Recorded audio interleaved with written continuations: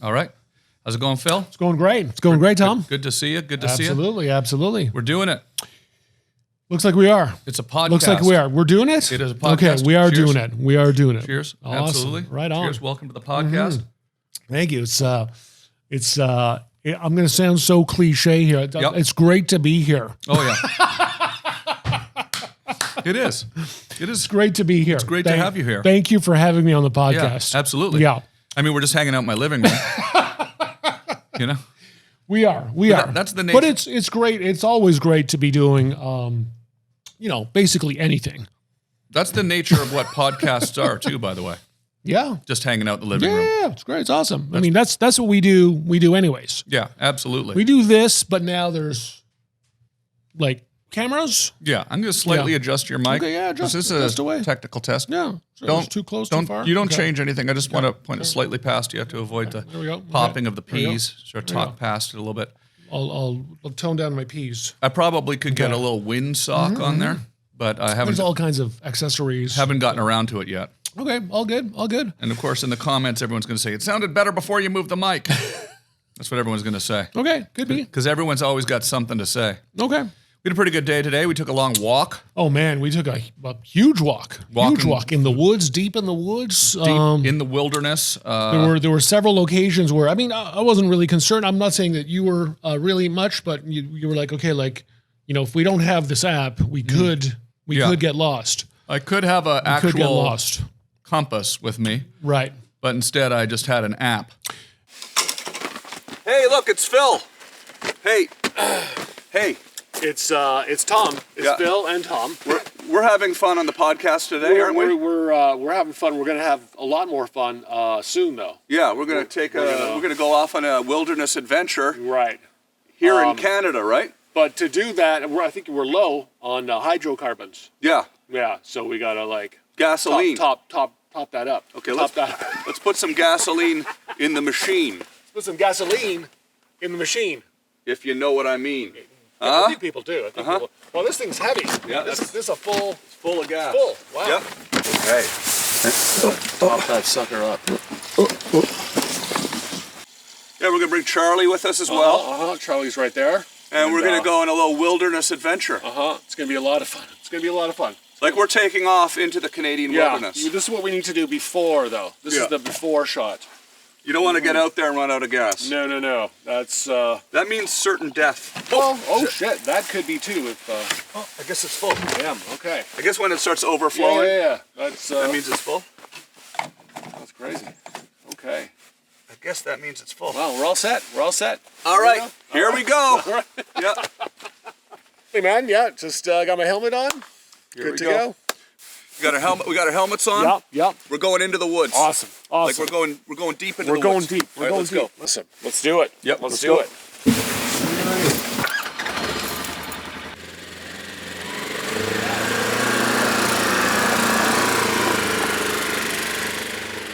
We're talking about deep in the woods, without revealing too much, but we went deep in the woods. Deep in the woods, absolutely. Now deep woods. The bears are hibernating now. Right. Hopefully. Right. Yeah, we didn't see much. We saw a few things. We saw a rabbit. We saw a snowshoe hare. It's true, yeah. That was nice. It might be the first time I've seen one, actually. It was like the fur had already changed white. Yep. It sort of scooted out from right beneath. Charlie, saw it and kind of tried to go after it. Yeah. She's very attentive. Yeah, I think she was a little surprised to see it was right under our feet. Yeah, shit. But it's nice. That's a nice thing about moving back home to Canada, right? As you can just roll out here to the country. We can go out and walk around in the woods. Yeah. We brought some beers with us. We've had a few beers. This is not our first for the day. No. We had a huge walk, lots of sun, lots of exercise, lots of beers. Not saying that we're tired right now, but we're feeling good. We're feeling that good sort of post-workout with lots of beers, lots of fresh air. Yeah, fresh air for sure. Yeah, lots of sex. I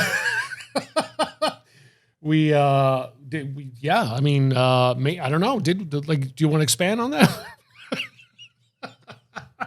That was just a silly thing to say. It was a silly thing to say, but I was giving you the runway to go anywhere you want with that. Yeah, I was just joking. I kind of ruined it by like hesitating. I was just joking. Right. There wasn't a lot. There wasn't a lot. No, you got to say funny things on a podcast or whatever. Yeah, Unexpected things. There wasn't a lot. Yeah.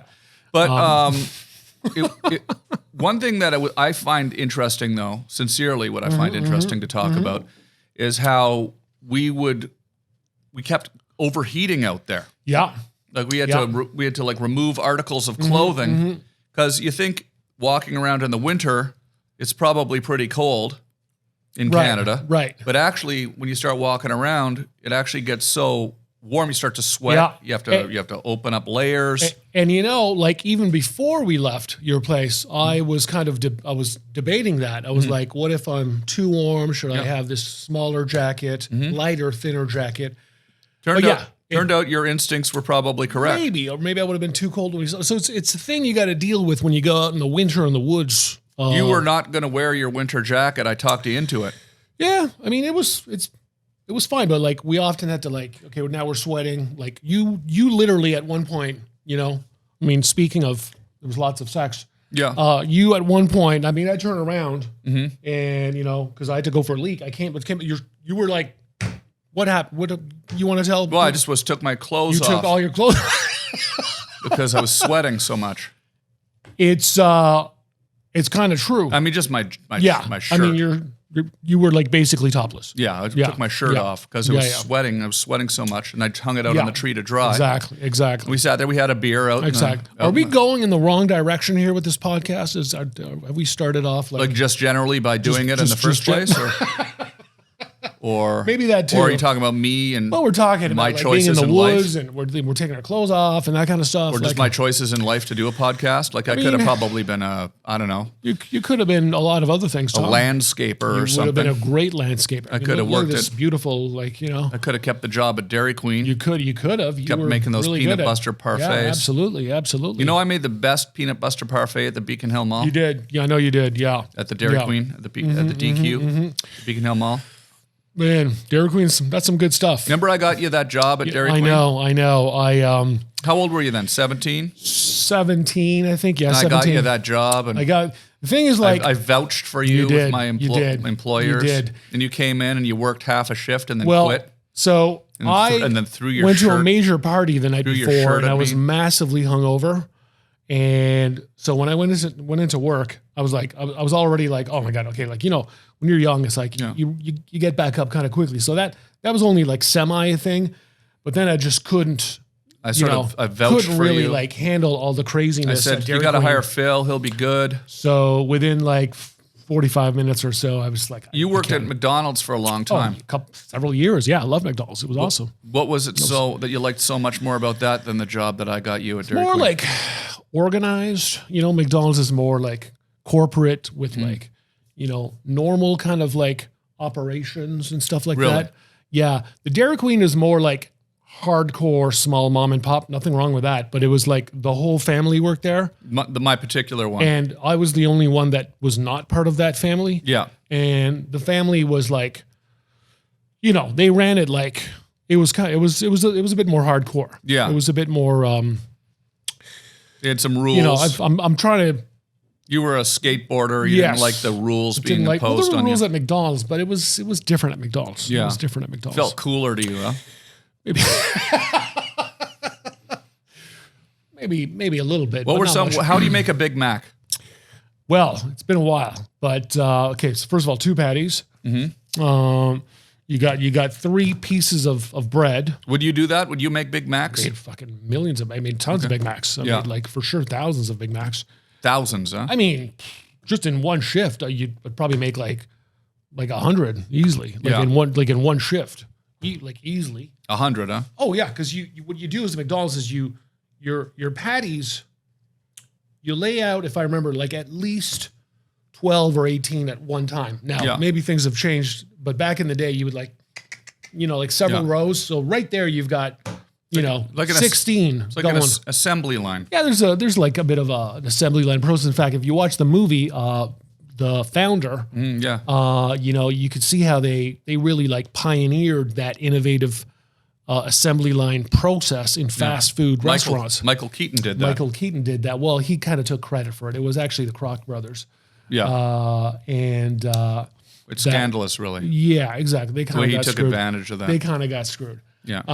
But you could see that in that movie. You know, they really like innovated that process where you could like almost Henry Ford style, you know, make delicious quality food, but at assembly line style kind of. You loved your job at McDonald's so much that here we are still 30 years later. You know, it's probably the hardest job I've ever had in my life. You're still shilling the product.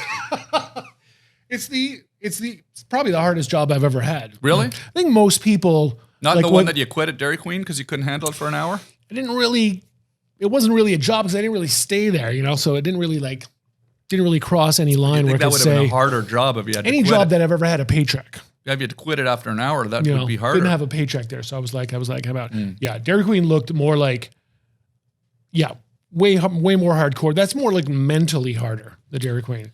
We don't need to go on and on about this because there's so much other stuff to talk about. Yeah. First of all, I'd like to say to everybody at home, of course, we're here with Phil Giroux, the legendary Phil Giroux, who you, I'm sure, remember from the Tom Green Show. Yeah. Remember that? Yeah, I sure do. You remember that, right? I sure do.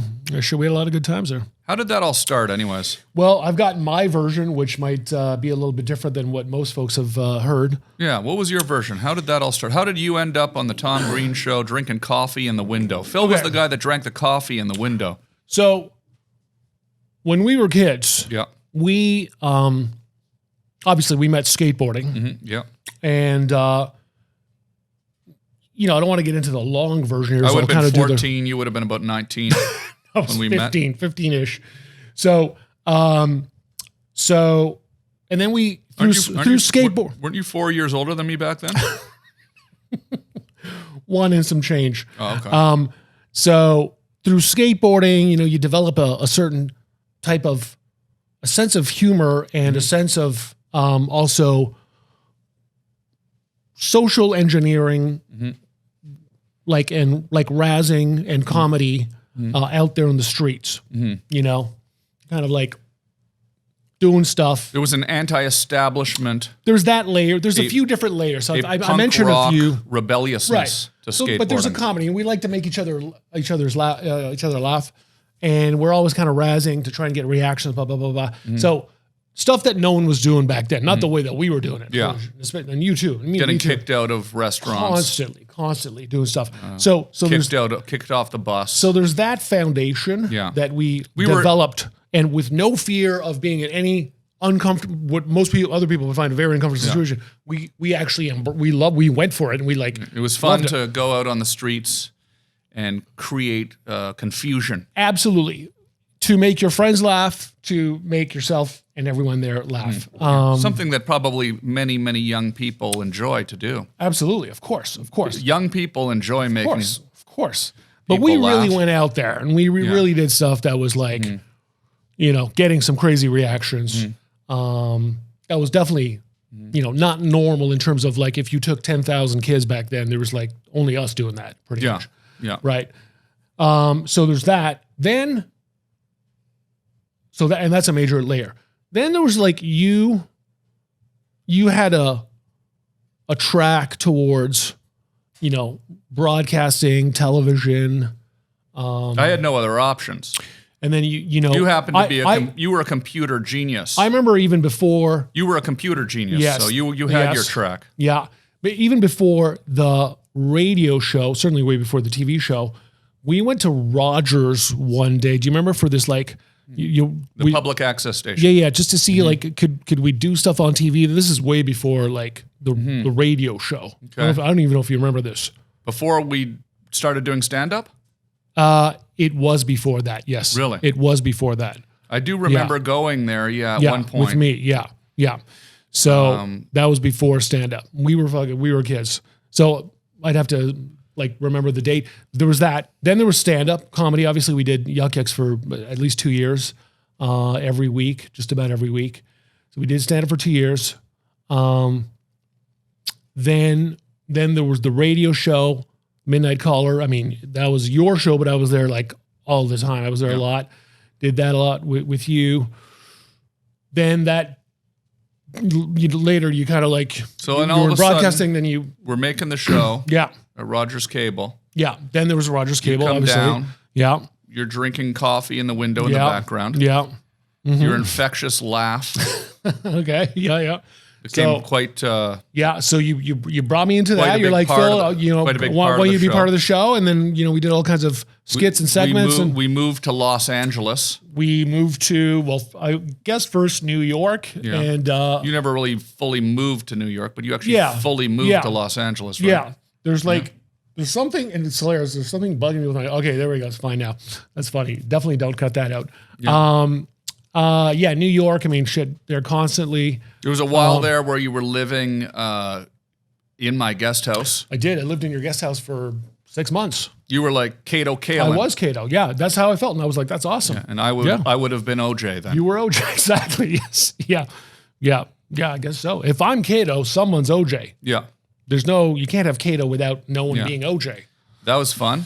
Yeah, that's right. So, but no, it's been a fun life. We've had a fun life, huh? Sure, of course. Now I've just moved back to Canada to die. You're not dead. You're not dead. Not dead. I'm just moved back here to die, though. Well, to die? You didn't move back here to die. I wanted to die in Canada. I didn't want to die in Los Angeles. There's no imminent, you know. I'm just saying, like, it could happen at any time. So I figured, like a meteorite could fucking slam into your house right now. We're getting a bit older. We're getting a bit older. A little bit. I just figured I'd rather die here.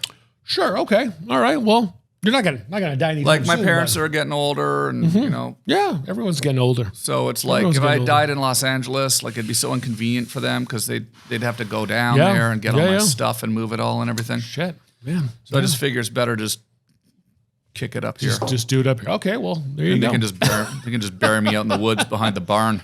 We found some pretty good spots today, actually. Yeah, it is. What is it about walking around in the wilderness that we enjoy so much? I mean, we, as in you and I, or not humans. Yeah, not the royal. I like exploring. I like the sort of like what's over there kind of element. We're explorers essentially. I like the hiking aspect of it. We always, every few minutes or so, we're like, oh, this would be a good place for like a bunker. Yeah. Absolutely. A bunker. We're always looking for places to make bunkers. If shit goes down. Shit is going to go down. We could do something here that could extend our situation by like 7 minutes. Yeah. Now we're getting into the gist of it here. And then it's fun to like. Is shit going to go down, Phil? I mean, shit's always going down. Yeah. But is shit going to go down? Going to go. So let me just back up and I heard shit is going down. I heard Mark Zuckerberg's building a $100 billion bunker in Hawaii. Yeah, he is 100 million. 100 million. Yeah. Okay. Yeah, it's the poor version. Yeah. And so why do you think he's doing that? Do you think he's really concerned? It's a good like option to have, like it's nice. It's just nice to have. $100 million bunker. I mean, a lot of people have bunkers. I mean, at that level, Yeah. So do you think shit is going to go down? Well, what do you mean by going to go down? Like, just expand on that. Well, like when you said shit's already going down. Like when you said we were back in the woods, saying, "Oh, this would be a good place to have a bunker in case shit went down." Right. This would be a good place to have a bunker in case shit went down. That kind of shit. That's the kind of shit I mean. Right. I mean that kind of shit. You think that kind of shit could go down? I think the probability is that kind of shit going to go down? Yeah. I think yes. I think really the probability of something going down in quotes is much higher now than it was 4 years ago. Yeah. You know what I mean? So let's say like there's some sort of DEFCON scale for like shit going down, the shit going down scale. Yeah. 5 is like everything's fine, nothing's going down. Yeah. And 1 is like it's on. Yeah. We're definitely between 3 and 2. Probably 3 going to 2. Really? Yeah. Of shit going down. Yeah. So that doesn't sound very high. Oh, between 5, you're saying? Like 1 is it's on. Yeah, on a scale of 5. Oh. Yeah. 1 is it's on, not 5? 1 is it's on, yeah. So 1 is bad. It's over. I'd prefer 1 being good and 5 being bad. You can flip the numbers around. I just feel like it might get confusing because I'd be thinking 1, okay, it's only a 1. And then really that's like DEFCON 1 is bad, Right, okay. Well, DEFCON 5 is bad. DEFCON 1. Are you sure? I thought DEFCON 1 was the. I thought the higher number was the worst DEFCON. I thought it was 1, but I might be wrong. Either way, though, I might be wrong. You think it's close to doomsday now? No, I mean, I think it's higher now than it was 4 years ago. How will that materialize in the form of what? In some sort of a Russian invasion? No, not necessarily. Not really. Not really. An electromagnetic pulse attack. That's an oldie. Taking down our power grid. That's an oldie. A goodie, but an oldie, but a goodie. Nuclear war. Look, I mean, there's been a lot invested in those kinds of systems to be ready to use, right? So it's just a button away almost. I mean, it's more than a button, but I mean, there's a lot of stuff like ready to go. Is there a button or? It's not exactly a button. No. No. Why not? Well, it's very easy if there's a decision to be made for at the executive level. But it's not actually a button, no. Oh, it's a couple of keys. And, You're an expert in this area, though. Yeah. That's one thing that I'd like to kind of let everyone know. We're not just sort of a couple of guys goofing around drinking beer and talking about this. You're actually an expert in this area. You know about basically everything. I don't know about everything, but I know things, but not everything. You pretty much do, though, right? Not everything, no. Well, pretty much. Like whenever you talk about anything, right, you tend to know about it. Not everything. Have a strong opinion. If I don't know it, I'll tell you. But you tend to always sort of have an opinion about everything. I generally have an opinion on pretty much everything. Everything. That's what I'm saying. And in your mind, your opinion is usually correct, right? No, not always. Not always. But you wouldn't have an opinion about it if it wasn't, though. I'd have an opinion. I could say that I'm not 100% sure here, but I think it's probably or possibly that way, without 100%. Do you think people out there should be considering getting bunkers? No, not at all. Why? Just because it's pointless? Yeah, pretty much. Because of nuclear war, then you just prolong your own death? Yeah. Die of radiation poisoning in the bunker, eating ramen noodles? Shouldn't even worry about that necessarily too much. You shouldn't worry about that. Right. If you're going to go, you're going to go. Yeah, of course. Why prolong it an extra month eating canned tuna? Yeah, if you're lucky, you have canned tuna. Yeah. If you're lucky. Yeah. Well, what's the possibility of surviving a nuclear attack?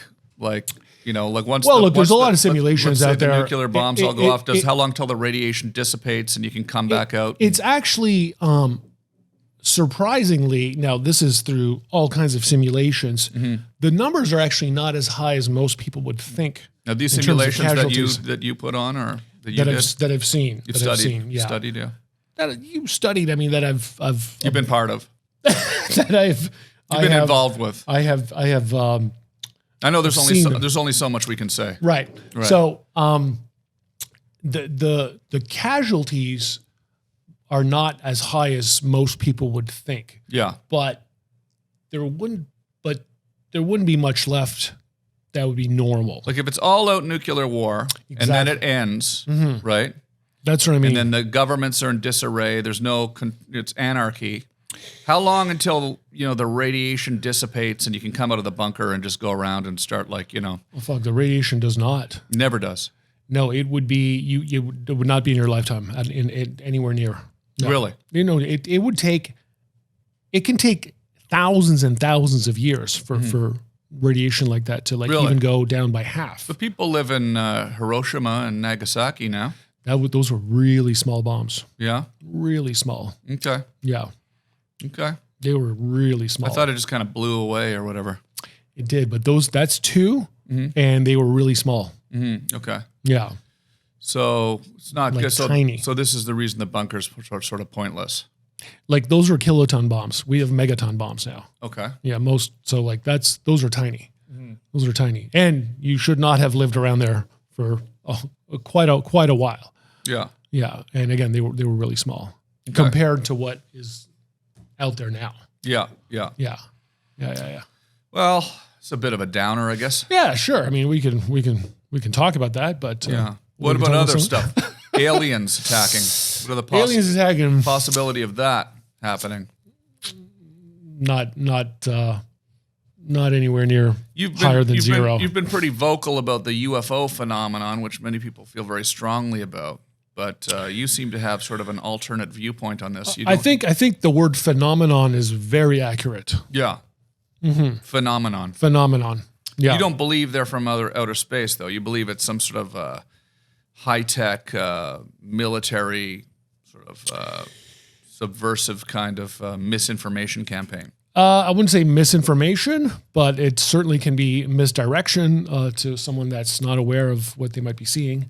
But if you're asking me if I believe that, there's been aliens that we've seen recently with like a little shitty like video with a fuzzy black and white dot that's zipping around, I would say no. Those are not aliens. So what are those things then that they're seeing? The little fuzzy. It could be so many things. Yeah. It could be so many things. But if you're seeing something on your radar that's going 20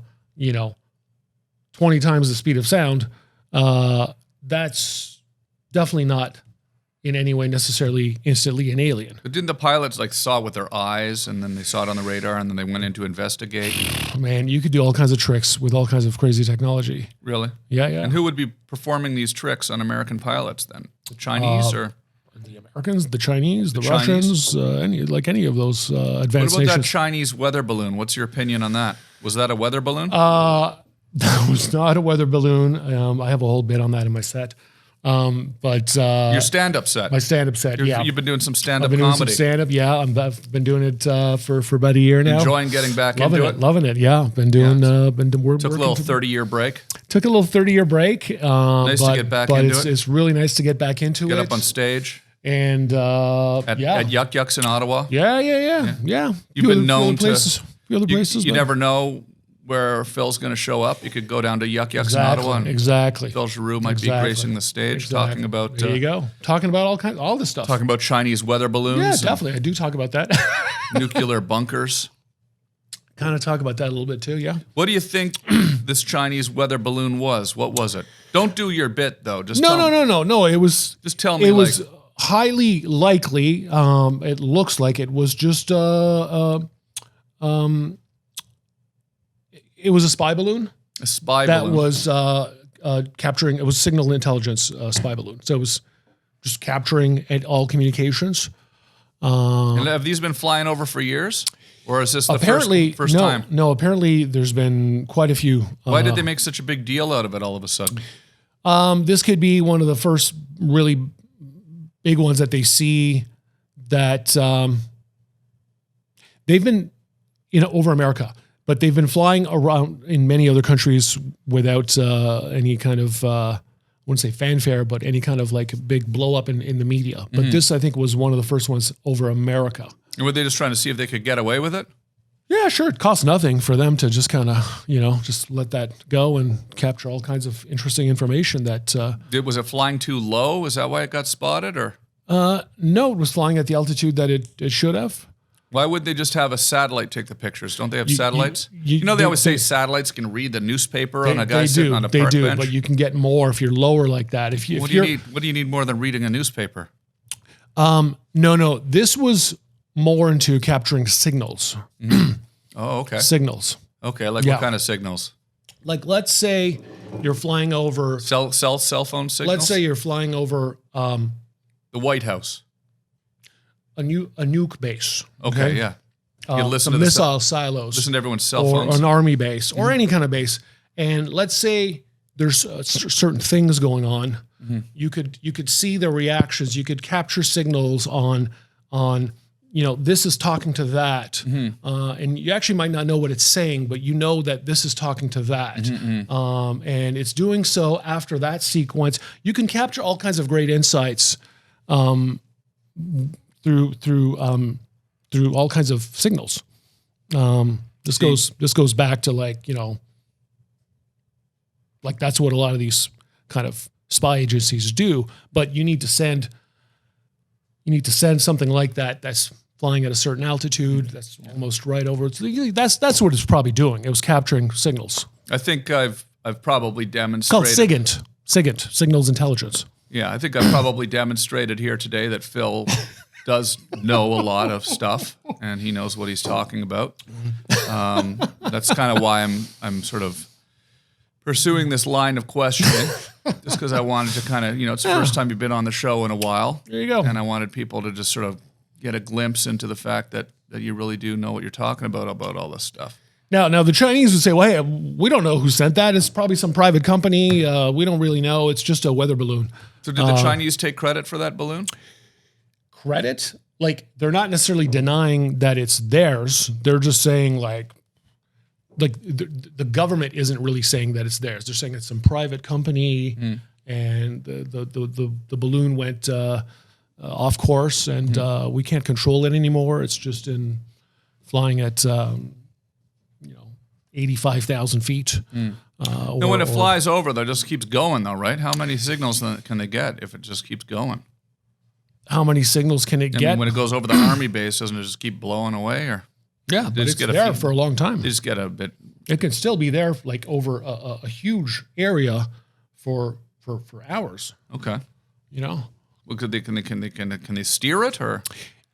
They could control the altitude. Yeah. That one, I'm not sure if they could steer. I think you can definitely control you can steer it. The way you steer it, so they can, but it's. Can you stop moving your glass around? Oh yeah, sorry. Yeah. Steering a balloon like that. I don't like the way it sounds. Okay. It's a little tricky, but just leave it in one place. Like, you see how I leave mine in just one spot? Yeah, sure. There's all see kinds how I of, just leave it calmly? So the short answer is yes, they could, sort of. There's all kinds of different air currents at different altitudes. I studied broadcasting at Algonquin College, so that was one of the things they said is don't move your glass around too much. I'll have just set it lightly down and keep it in one spot. That's kind of and then so what they can do is they control the altitude. So if there's air currents going this way here, they're like, okay, let's go catch that wave. Bring the balloon up, catch that wave. If there's air currents going that way, bring the balloon down. They'll catch that way. You know what I mean? You could kind of steer it that way. Okay, they catch different air currents, so they can go up and down. Yeah. Man, how big was it? Huge. So like the gear it was carrying was the size of like a few school buses. Wow. It was massive. Wow. Yeah. The gear below, that little thing below. Yeah. So the balloon itself was like the size of the Empire State's Building. It was big. Yeah. They're big. It was the size of the Empire State Building. I mean, I'm sort of like not saying no, maybe like a third of it. Yeah. Like, no, they were huge. They were huge. They were huge. So they were huge. What else is on the agenda then for the next few years? What should we expect? What's going to happen with well, AI is big. Artificial intelligence. AI has been big my whole life, as you know. Yeah. But you've been talking about AI for your whole life. I've been doing AI since I'm like fucking 13 years old. You've been doing AI. Yeah, for sure.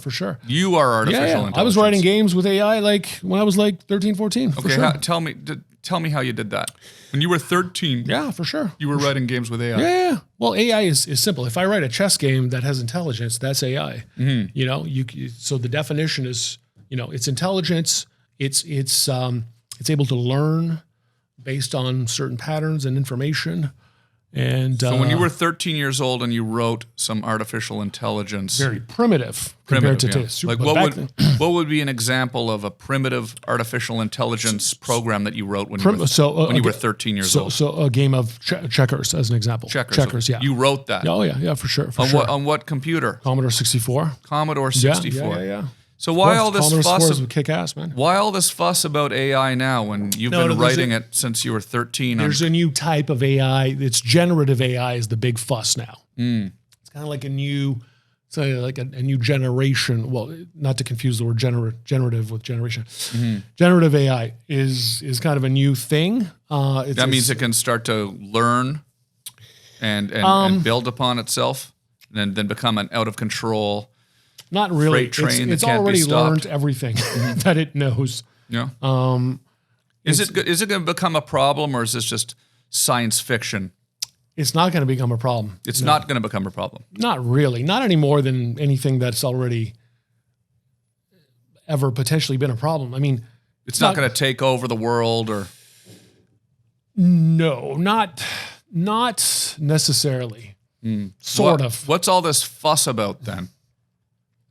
I think the big fuss with Gen AI and like these GPT, like chatbots, is that for the first time, it kind of feels like you're talking to a human, and it it's really intelligent. It feels like it's really intelligent because it's getting back to you with like so much. 20 years ago, you'd enter just mumbo jumbo into Google, and it was like, holy fuck, it's returned like results. How does it know? Like it's returned.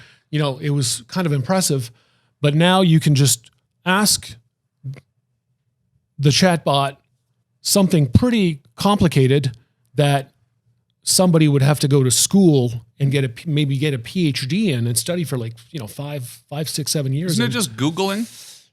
That's exactly it. That's kind of what I was getting at a minute ago. Oh, sorry. Stop moving the glass. It's pre-trained with that answer. That's. I'm gonna get coasters. Okay. Well, yeah, wicked. I'm gonna get some rubber coasters. Totally. I'm just so used to like having a glass and like. No. I'm just gonna get rubber coasters. It's a new show. Totally. Obviously, there's rubber coasters will do it. We're working out the kinks. And rubber glasses too. Rubber cups. Yeah, we're working out the kinks here for sure. Now, is it taking over the world? Can you like see that that's happening? There's all kinds of ways to like know that that's going on. So it's like anything else. Like lock your door at night. You just think it's like a video game. It's not going to shut down our power or poison our water supply or launch nuclear missiles or it's just basically like an easy way to order food. It's on your phone. Somebody that's malicious can use it to try and to achieve their objective more easily. Yes. Is that what AI is mainly for now today? Is ordering food conveniently? Ordering an Uber and having the Uber like decide the best route to get to your house. What about self-driving vehicles? Autonomous cars, yeah. Do you think that's going to happen, or is that just some sort of bullshit, some bull? No, that's bull. Oh, sorry. That already exists. It's just not totally perfected yet. Yeah. You have to get to a certain level. It's pretty close though. I mean, look, autonomous driving especially in the South, like where it's warm, where there's no snow and stuff like that, it's a lot easier. What about flying vehicles? Yeah, flying cars. We're going to have that where everyone's flying around? Yeah, like the Jetsons. Totally. Yeah, there's some cars that convert into airplanes. What about this whole moon landing fiasco? Yeah. We've talked about this a lot. Yeah. Where do you stand on that now? Do you think that they went to the moon? Do you think probably human beings have walked on the moon? Or I mean, I'm like, is that some overinflated? I would put that at like 70%, probably yes. 75%. You do, yeah? Yes. There was a time where you didn't think. There was a time where I was at like a little bit less than 75%. Yeah. But that's one of those where like I'm at probably. What changed? What made you just change yours? It's not a big change. I mean, it's like. What made you change your mind there? It's not I don't even know if I have changed it. Well, you used to not believe that we went to the moon. Like you're asking me. No, you do. The question was like, are you 100%? Don't lean into the microphone. I can hear you perfectly. Look, I don't know. It distorts if you get too close to it. Okay. That's why you need headphones. I wanted to have headphones, but I decided to go with that. There you go. If you go in close, you can start to crackles. So keep a nice distance. Not too close, yeah. It's not a perfect setup. We're working on it.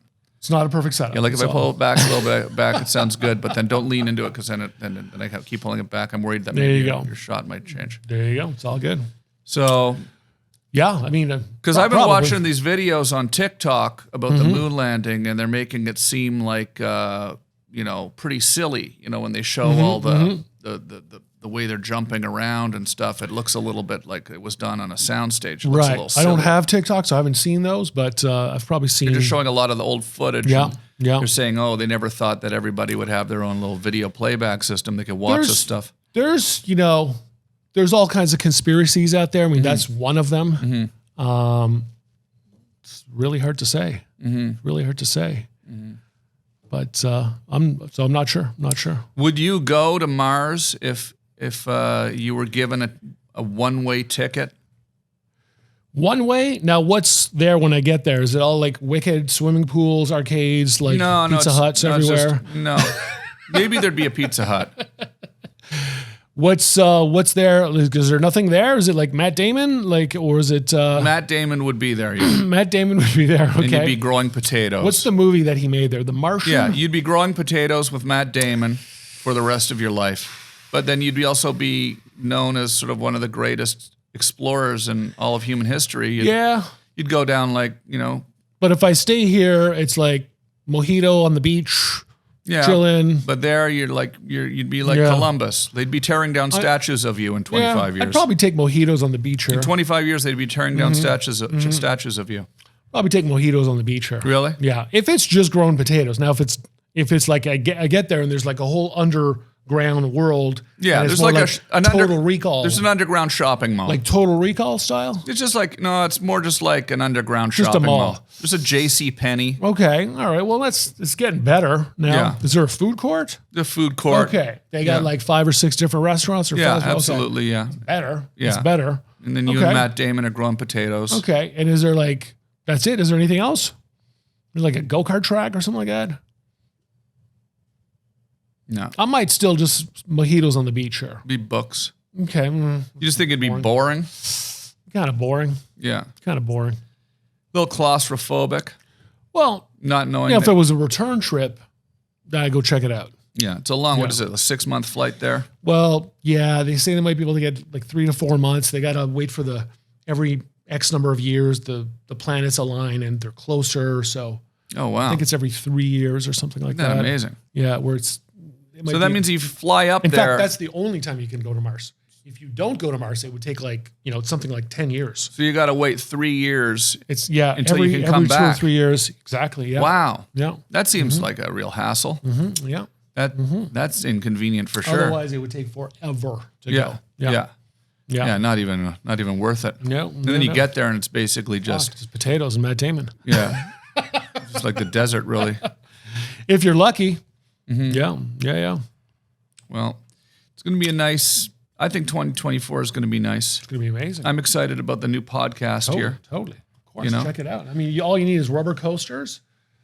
I got to get some rubber coasters, headphones. Headphones. Because there's something else? Because if you had headphones on, you'd sort of. I wouldn't be doing this. What you would do is you'd find like the right volume, and then you just kind of hover. We debated today whether we should have headphones or not. Yeah, we should have. I honestly didn't really.